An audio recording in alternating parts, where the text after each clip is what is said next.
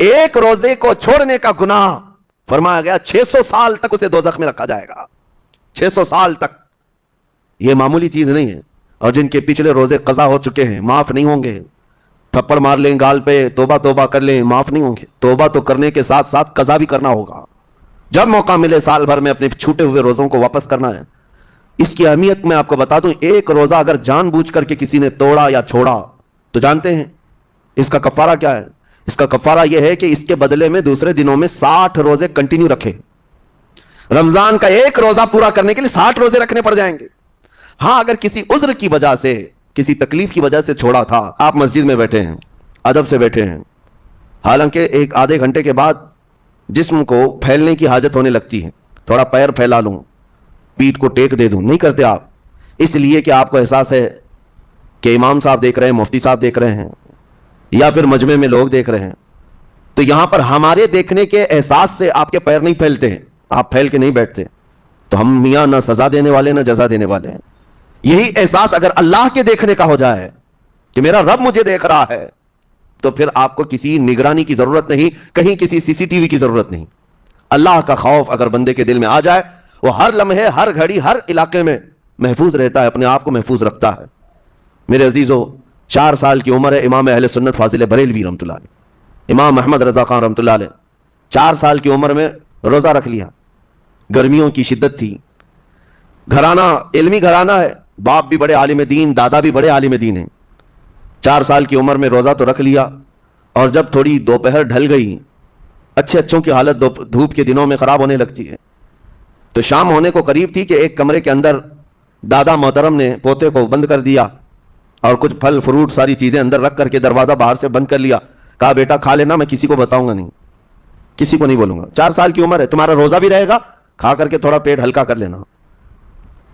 تو یہ دروازہ بند کر کے دادا محترم چلے گئے. کافی دیر کے بعد دروازہ کھلا تو وہ پھل فروٹ ویسے کے ویسے ہیں, بچہ ویسے ہی بیٹھا ہوا ہے. امام احمد رضا رحمۃ اللہ تعالی علیہ, 4 سال کی عمر کی بات کر رہا ہوں. دادا نے آ کر پوچھا بیٹا کھائے نہیں, دروازہ بند کر لیا تھا. تو 4 سال کی عمر میں مولانا امام احمد رضا کہنے لگے, کھا تو لیتا لیکن ہر گھڑی میرا مولا تو دیکھ رہا ہے, جس کے لیے روزہ رکھا وہ تو دیکھ رہا ہے. یہ ہے تقویٰ, یہ ہے خوف خدا, کہ اگر یہ کسی کے دل میں بیٹھ جائے, اسے لوگوں کو دکھانے کی یا لوگوں کے اسے دیکھنے کی کوئی ضرورت ہی نہیں. میرے عزیزو, تقویٰ حاصل کرنے کا یہ اتنا بہترین راستہ ہے, اتنا بہترین راستہ ہے. آپ روزہ ہیں, کس کو پتا ہے؟ میں روزہ ہوں, کس کو پتا ہے؟ یہ راز ہے میرے اور اللہ کے درمیان. آپ روزہ ہیں, یہ راز ہے آپ کے اور اللہ کے درمیان. بہت سارے موقع آپ کے پاس ہیں دن بھر میں, فجر سے لے کر عصر تک, کئی مرتبہ وضو میں جانا پڑتا ہے, باضابطہ آپ کلی کر رہے ہیں, آدھا نگل جاتے ہیں, کس کو خبر ہے؟ یا کہیں چھپ کر کے کوئی ہلکی سی چیز چبا لیتے, کس کو خبر ہے؟ اس لیے کہ یہ اندرونی معاملہ ہے, راز ہے. آپ کھا رہے ہیں, پی رہے ہیں, یا نہیں کھا رہے ہیں, نہیں پی رہے ہیں, یہ کوئی دوسرا نہیں کہہ سکتا. آپ کے اور آپ کے اللہ کے درمیان یہ راز ہے. اور آپ بچے ہوئے ہیں, حلق سوکھا ہے شام کے وقت, اور پیٹ بھی پیٹ سے لگنے آ جاتی ہے. کام کرنے والے جانتے ہیں کہ شام ہوتے ہی روزے کا اثر کس قدر ظاہر ہوتا ہے. کام کرنے والوں کو زیادہ اثر پڑتا ہے, اے سی میں سونے والوں کو روزہ کہاں پتہ چلتا ہے. لیکن اس وقت بھی وہ نہ پانی کا ایک قطرہ حلق میں ڈالنا چاہتا ہے, نہ کوئی چیز چھپ کر کے چبانا چاہتا ہے. مجھے بتاؤ میرے عزیزو, کیوں اپنے آپ پر یہ تکلیف اور اپنے آپ پر یہ زیادتی کر رہے ہو؟ آپ کو اندازہ ہوتا ہے یہ میں زیادتی نہیں کر رہا, نہ ہی اپنے آپ کو تکلیف میں ڈال رہا ہوں, یہ میرے رب کی رضا ہے, میں اسی پر قائم ہوں. اسی لیے فرمایا گیا کہ جب افطاری کا دسترخوان بچھتا ہے اور پہلے ہی آ کر کے لوگ بیٹھتے ہیں, اور یہ سنت بھی ہے, ایسے نہیں کہ بھاگتے بھاگتے آپ آئے, وقت ہوا, کھجور لی اور کھا گئے. افطاری کے وقت سے تھوڑی دیر پہلے بیٹھ جاؤ. تمہارے دسترخوان پر نعمتیں رکھی ہوئی ہیں, پھل بھی ہیں, میوہ جات بھی ہیں, کچھ کھانے پینے کی چیزیں بھی ہیں, ٹھنڈا شربت بھی ہے, دیکھتے ہوئے بیٹھے ہیں آپ, لیکن ہاتھ نہیں لگاتے ہیں. انتظار ہے وقت کا کہ ادھر سورج کے غروب ہونا ہے اور میری افطار ہونی ہے. اعلان سنتے ہیں, اذان سنتے ہیں, اس کے بعد آپ اٹھاتے ہیں, لیکن اتنی دیر تک آپ خاموش بیٹھے ہیں دسترخوان کے پاس, سارے لوگ دیکھتے رہتے. یہ وہ منظر ہے جس کو فرمایا گیا رب ذوالجلال بھی اپنے بندوں کو دیکھ رہا ہے, رب تبارک و تعالیٰ بھی دیکھ رہا ہے اپنے بندوں کو, اور سارے فرشتوں کو بلا کر میرا مولا اعلان فرماتا ہے, یہ میرے بندے ہیں, دیکھو یہ شام کا وقت ہے, ان کے حلق سوکھ چکے ہیں, ان کے پیٹ میں بھوک کی شدت ہے, اور ان کے سامنے اچھی نعمتیں پڑی ہوئی ہیں. اے فرشتوں دیکھو, میرے ان بندوں میں سے کوئی بھی ان نعمتوں کو ہاتھ نہیں لگاتا, یہ صرف اور صرف میرے لیے بھوکے اور پیاسے ہیں. اور فرشتوں سے اللہ فرماتا ہے تم گواہ ہو جاؤ, ان کی حلق تر ہونے سے پہلے ان کے لیے میں نے جنت لکھ دیا. اسی لیے حدیث پاک میں ہے جب افطار کرتے میرے آقا صلی اللہ علیہ وسلم یوں ارشاد فرماتے ذهب الظمأ وابتلت العروق وثبت الاجر انشاءاللہ. پیاس بجھ گئی، رگیں ٹھنڈی ہو گئی اور اجر اللہ کے ہاں پکا ہو گیا. یہ حضور پاک ہر افطار میں عرض کرتے تھے. میں آپ کو یہ عرض کر رہا ہوں کہ یہ چھپی ہوئی چیز، اسی کا نام تقویٰ ہے. آپ صرف اور صرف بچے ہیں اللہ کے خوف سے. اب سنو حدیث پاک. قیامت کے دن حساب و کتاب ہوگا اور جنت میں جانے کا پروانہ کچھ لوگوں کو مل جائے گا اور سب جنت کی طرف جا رہے ہوں گے. اس میں بہت سارے لوگ ہیں جو پل صراط پر چل کر کے جنت پہنچیں گے. اب جب کافی لوگ جنت کے دروازے پر پہنچیں گے، ایک جماعت ایسی ہوگی جو پورے راستے میں کہیں نظر نہیں آئی، جنت جانے کے راستے میں کہیں نظر نہیں آئی، لیکن جنت کے دروازے پر وہ پہلے سے موجود تھے. چلے تھے نہیں چلے تھے کسی نے دیکھا ہی نہیں. دوسرے جنتی ان سے پوچھتے ہیں اس جماعت سے کہ تم یہاں کیسے پہنچے اور یہ انعام کس بات کا ہے تمہارے لیے؟ تو وہ جنتی کہتے ہیں ہمیں روزے داروں کی جماعت میں رکھا گیا، ہمارے روزے اللہ کو پسند آئے اور آج رب تبارک و تعالیٰ کا حکم ہوا کہ ساری دنیا سے چھپ کر تم میرے لیے روزہ رکھتے تھے، دنیا کو پتا نہیں تھا تم بھوکے ہو پیاسے ہو، اور اے بندو آج سارے لوگوں کی نظروں سے چھپا کر میں تمہیں جنت پہنچاؤں گا.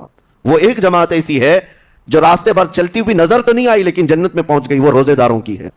آج یہ تقویٰ حاصل کرنے کا سب سے بہترین راستہ. اور تقویٰ کیوں ضروری ہے؟ اب آپ کے روزے سے کچھ حاصل ہوا نہیں ہوا آپ کو دیکھنا بھی ہے. یہ نہیں کہ کیلنڈر کی طرح گنتے جاؤ 1 ہو گیا 2 ہو گئے 3 ہو گئے، ہوتے جائیں گے. یہ دن تو چلتے رہتے ہیں، گنتے گنتے 20 بھی ہو جائیں گے، 25 بھی ہو جائیں گے، 30 بھی ہو جائیں گے. روزے گننے کا حکم نہیں، اپنے آپ کو سرچ کرو پھر. اور پھر تھوڑی سی ورزش کرنے کے بعد بندہ ویٹ تول کر کے دیکھتا ہے کم ہوا گھٹا ہے کہ بڑا، ہر دن دیکھتا رہتا ہے. ہاں ورزش کرنے کے بعد پھر ناپ کر کے دیکھتا ہے میرے جسم کا وزن کتنا گھٹا کتنا بڑا. ویٹ گین کرنے والے ویٹ لاس کرنے والے دونوں بھی برابر چیک کرتے رہتے ہیں. روزہ رکھنے کے بعد تمہیں خود کو بھی چیک کرنا چاہیے کہ میرے اندر اب تبدیلی آئی یا نہیں آئی. ایک روزہ رکھا اور پھر رات کو تراویح میں کھڑا ہوا، میرے اندر بدلاؤ کتنا ہے؟ کیا اب اللہ کی آیات قرآن کی سنتا ہوں میرے آنکھوں سے آنسو آ جاتے ہیں؟ اگر آ گئے ہیں تو اس کا مطلب ہے کہ دل نرم ہو گیا، اس روزے نے اثر دکھانا شروع کیا. اور پھر ویسی کا ویسا ہے تو اس کا مطلب ہے کہ آپ کے روزے سے آپ کو تقویٰ نہیں مل رہا ہے، آپ کو تقویٰ نہیں مل رہا.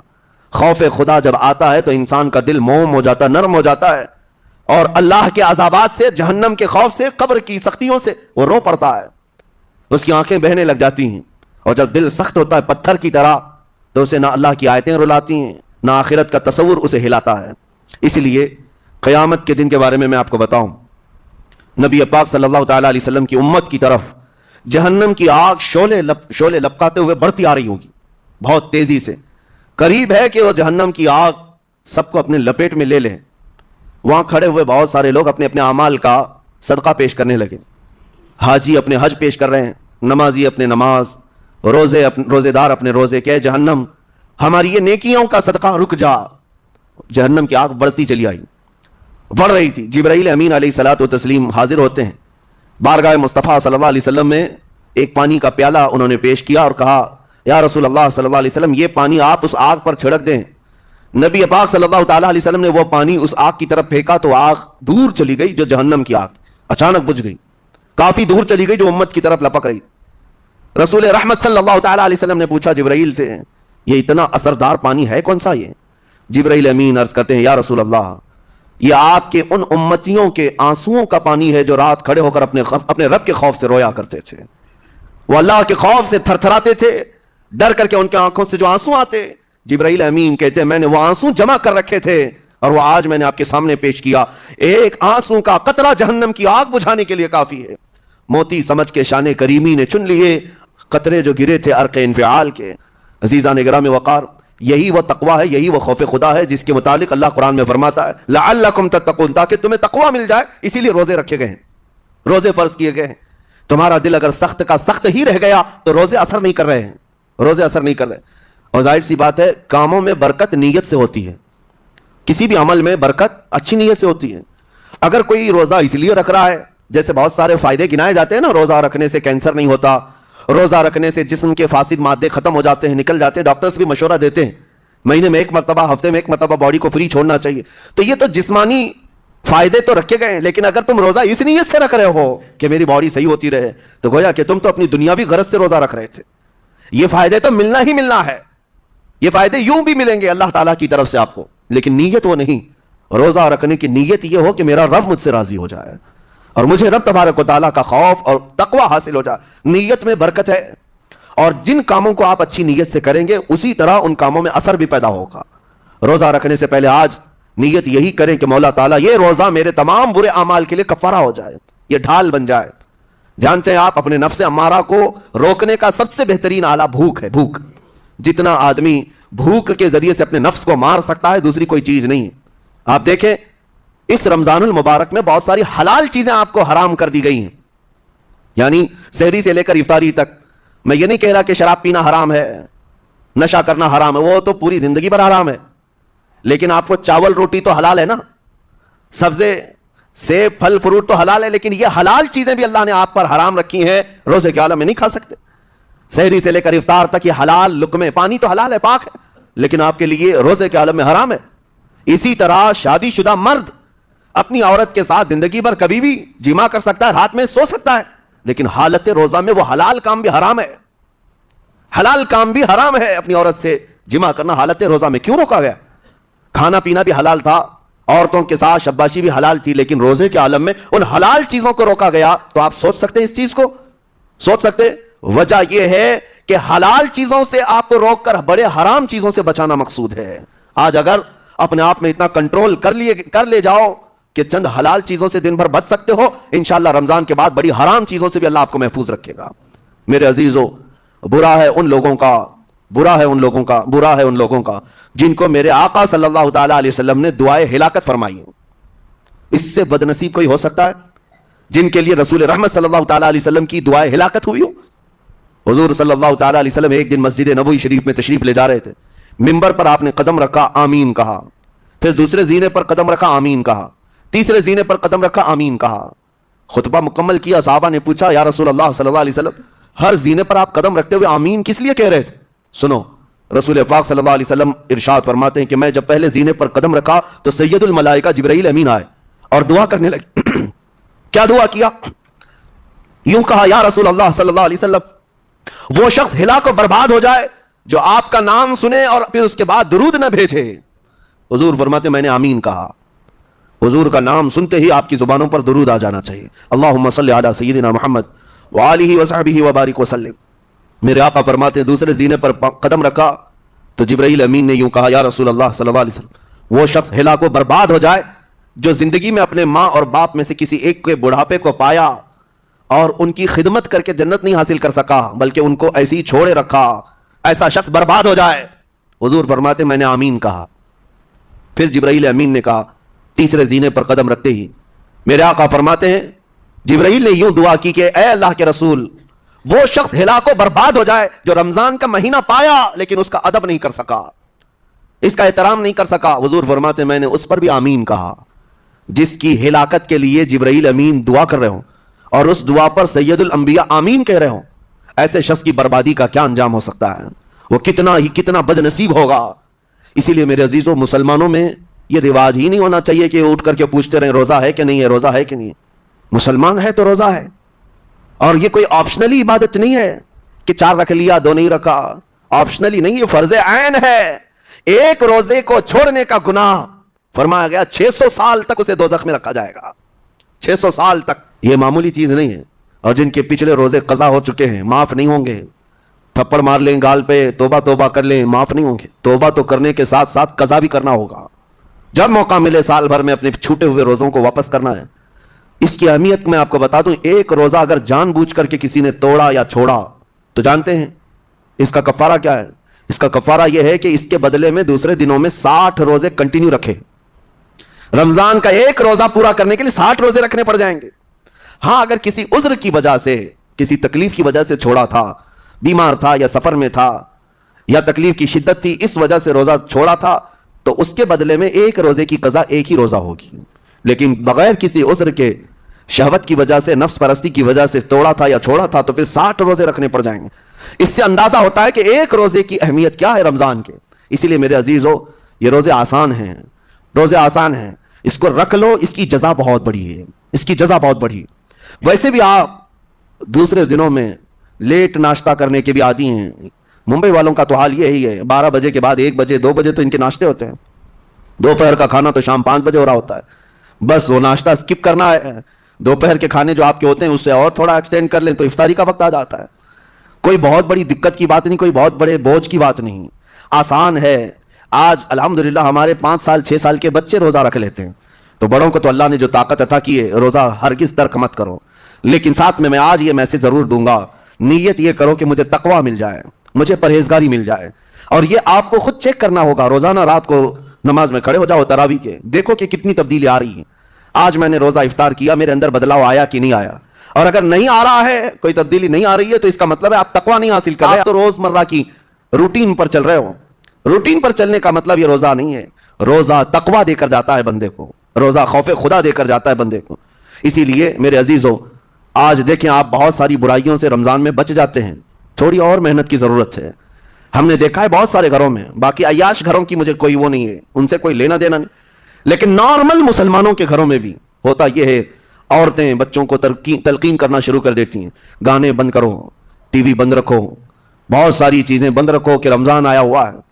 اور رمضان میں اگر ٹی وی لگا بھی لیا تو کچھ اسلامک چیزیں دیکھنے لگ گئے۔ ماحول تم نے خود ہی بدلا ہے اپنے گھر میں، کچھ چیزوں کو آپ نے بدلا ہے اور کچھ چیزوں کا ادب آپ نے کرنا شروع کیا ہے۔ اسی کو اور تھوڑی سی محنت کے ساتھ بڑھا لیا جائے، قسم رب ذوالجلال کی ہر برائی رمضان میں ہی آپ سے ختم ہو جائے گی۔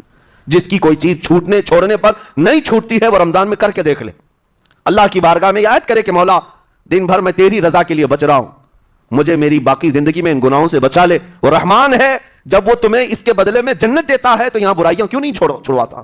یقیناً وہ برائیوں کو تم سے دور کرے گا۔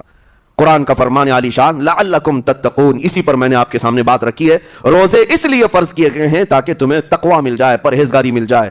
بعض لوگوں کو دیکھا گیا ہے رمضان المبارکہ میں بھی وہ اپنی بری حرکات سے باز نہیں آئے، ان کی روٹین ویسی ہی جاری رہی، نعوذ باللہ نظروں کی خطائیں بھی باقی رہیں۔ اور سب سے بری چیز یہ ہے کہ رمضان میں شیطان کی نیابت اگر کوئی کر رہا ہوتا ہے تو تمہارا یہ موبائل فون ہے۔ اکثر لوگ یہ سمجھتے ہیں کہ اس موبائل فون کو ہم استعمال کرتے ہیں تاکہ ٹائم پاس ہو جائے، روزہ کا وقت قریب آ جائے۔ اس ٹائم پاس کے چکر میں تم کیا کیا دیکھتے رہ جاتے ہو اور کہاں تک یہ چیزیں پہنچاتی ہیں تمہیں اندازہ بھی نہیں ہوتا، احساس بھی نہیں ہوتا، تو تمہاری رہی صحیح عبادت کو بھی یہ ہضم کر جاتا ہے، کھا جاتا ہے۔